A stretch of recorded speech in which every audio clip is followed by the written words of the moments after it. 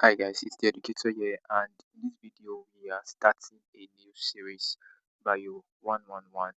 Alright, so we're not just going to be doing this for BIO111, I'm also going to be making videos for PHY111, CHL111, MTH112, and also Zoology 111. So if this is your first time turning into my channel and then you are a 100 level student, this video is going to be helpful to you. Do well to hit the subscription button right now and ensure you share this video to your classmates. Alright, so let's get into the video. Alright, so for Bio 111, the topic we're going to be looking at today is microbiology foundations. Alright, so for microbiology foundations, the overview of microorganisms. Okay, so basically, microorganism involves the study of organisms that are generally too small. So when we look at organisms that are like organisms that are very small, and then we want to study these organisms, all right, the study itself is known as microbiology. So please take note. But then those organisms that are too small that they cannot be seen, they are known as microorganisms. So when we study microorganisms, it is known as microbiology. Okay, so for 100 level biology, the primary objective is to differentiate between the acellular entities, viruses, prokaryotic cell, bacteria, and then eukaryotic cells, fungi. So in this video, I'm going to be differentiating virus, bacteria, and fungi. So at the end of this video, you know the differences between viruses, bacteria, and then fungi. So let's get into it properly. So the first one we have is virus. So we have the acellular entity. Now you might want to ask me, what exactly is acellular entity? So basically, when we say acellular entity, it means that virus itself does not contain a cell, or you cannot necessarily classify virus as a cell. And so that is why in science today, virus has a little bit of technicality in terms of its classification because of these characteristics as cellular entity. Okay, so let's look at the definition. Viruses are obligate intracellular parasites, meaning they are non-living biological entities. Please take note of this. Viruses are non-living. All right. So the ask is the virus a living or a non-living? This virus is naturally a non-living biological entity. But now something you should take note of is that these guys can replicate. Okay, you can see they can replicate, but there's a condition for them to replicate. They only replicate inside a host, right? So virus becomes a living when it is inside a living. So something that you take note of is that outside a living thing, a virus is non-living. And so because of this technicality in virus, it's difficult for science to say if virus is a cell or it is not a cell. And so that's why they just concluded that it is acellular, right? It's an acellular entity because it is non-living and only living when it is in a host. All right. So moving on, the structural composition, right? The virus. How does the virus looks like structurally? So they consist of a genetic core, first of all. So let me say, maybe this is a virus, for example. Right, this is a virus. A genetic core. The genetic core is either a DNA or a RNA. So let me say I have something like this. So this is the virus. This is definitely DNA, right? Because it's double-stranded. DNA double-stranded. If it is single-stranded, you know it's RNA. Please take note of that. And then it is protected by protein coat known as a capsid. So something is covering this guy here. Let me use another color so you get what I am saying. Something is covering this guy like this. So this green guy is known as the capsid, right? It's known as the capsid. That is what is covering this guy, capsid, right? Capsid. And now this capsid is made up of proteins, protein units called the capsomers. Okay, so let me use another color so that you will also understand what I'm talking about. So in this capsid, you now see various protein units. You see different protein units like this around the capsid. Okay, the structure of this virus might not really be necessary for your exam, but then I'm just doing it so that you get a clear picture of what the structural composition is. So this guy, these guys here in blue, all right, they are the capsomers. Capsomers.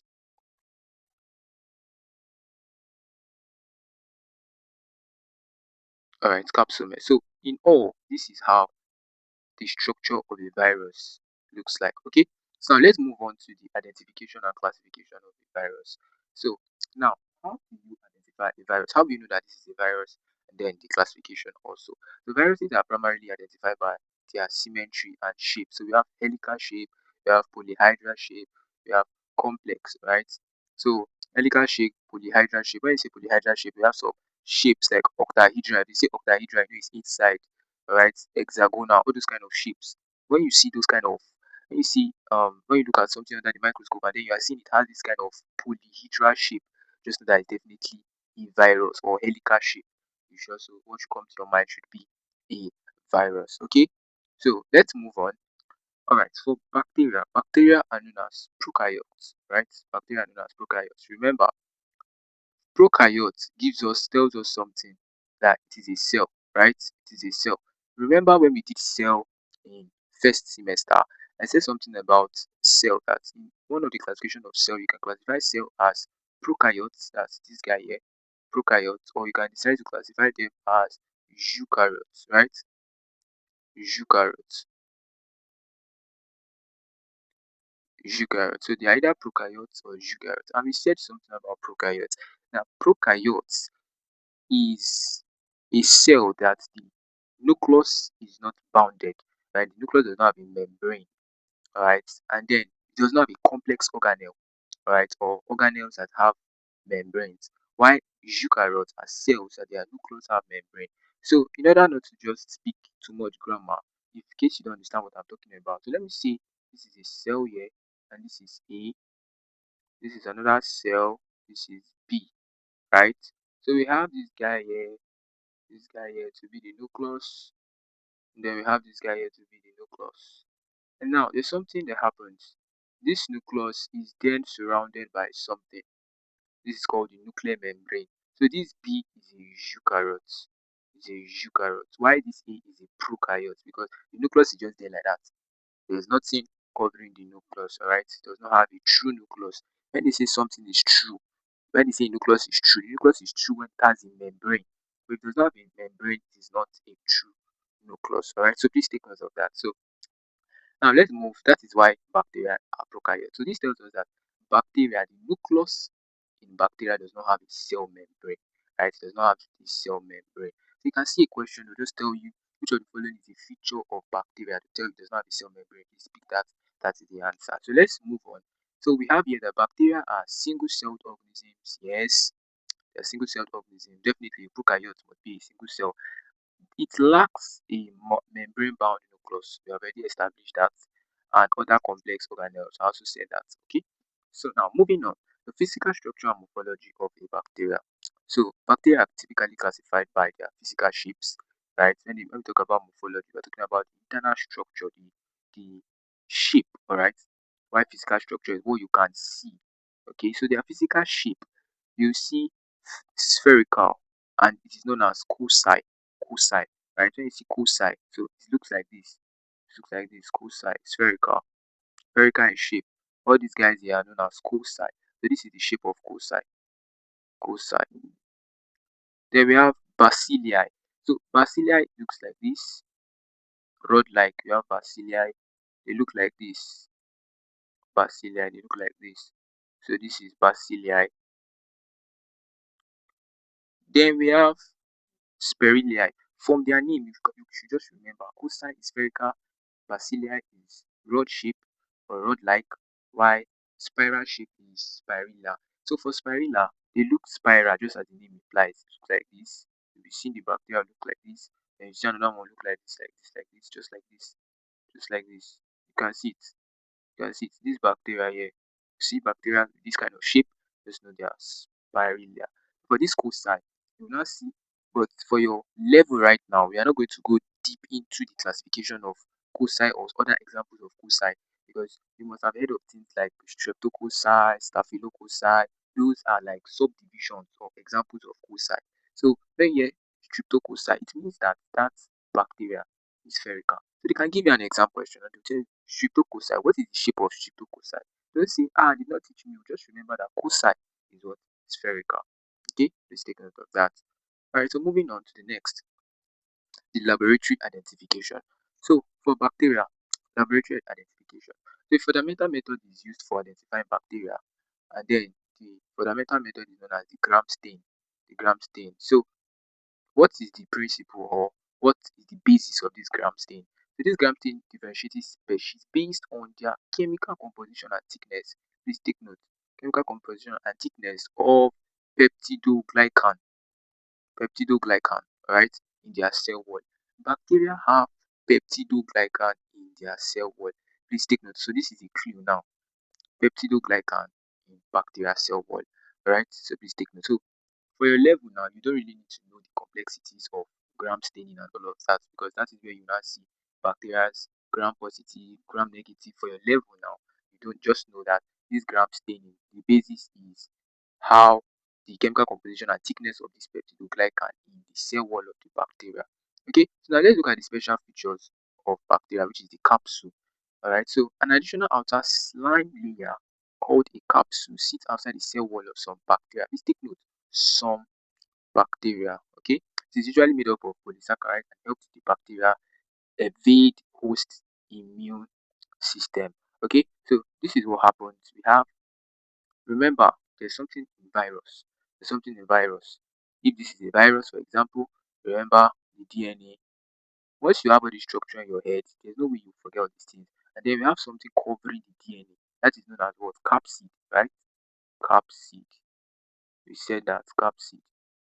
Now, then we have another structure, bacteria. You say we have bacteria. What is the shape of this bacteria? It's looking spherical, abi? So it's cocci, abi? Cocci. Alright, so now let's say we have something in the middle also. Remember that bacteria does not have a nuclear membrane also. So it's going to be empty. So it looks like this. Right? There's no covering. And then it does not also have capsid that is in virus. But then it has something that covers the outer layer. So let me use another color so that you understand what I'm saying. So we have something like that covers the outer layer of this bacteria. So this thing that covers the outer layer of this bacteria is known as the capsule.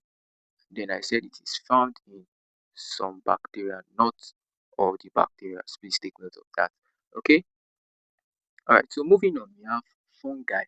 We have fungi. All right. So fungi, the eukaryotic decomposers.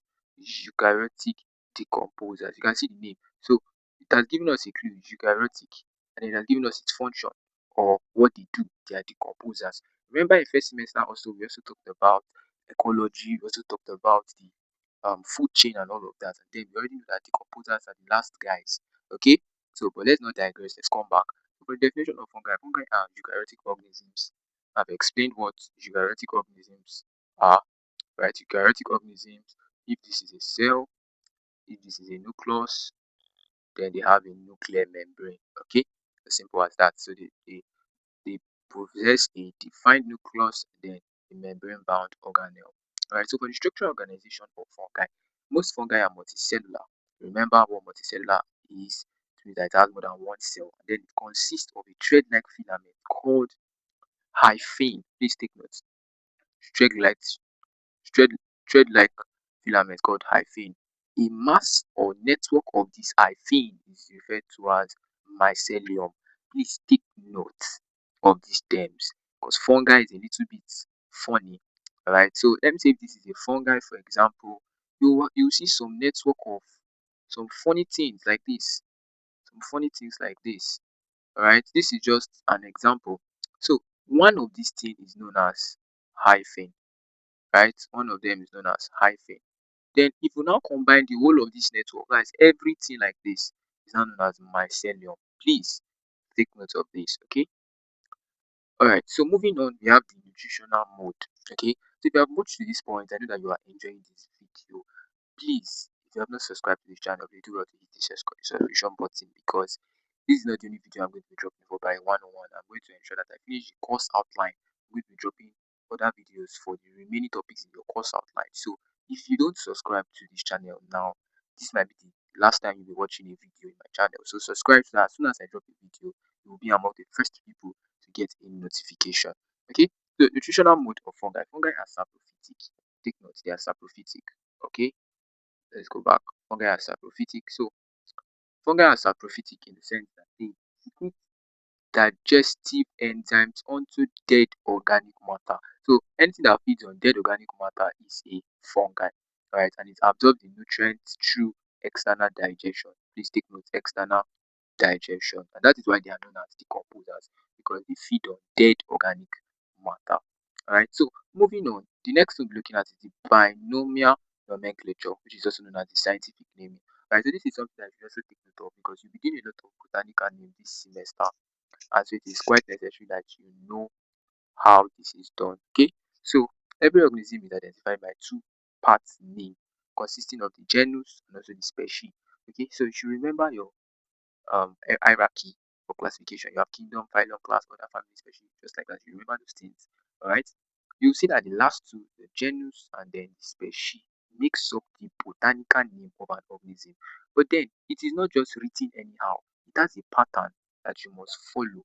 Okay. So for the genus is capitalized. If you look at the genus, the G is what is capitalized. That is how you write botanical name. You can see the genus is capitalized, and then the species, all of them are in lowercase. That is how you write botanical name. Okay, so all of these botanical name here. So let me say the botanical name is genus species. The genus, the G is going to be in capital letter, others small. Then the species, everything will be in lowercase. Please take note. It's very, very important because they can give you a question in the day of your exam to tell you which of these botanical names are correctly written.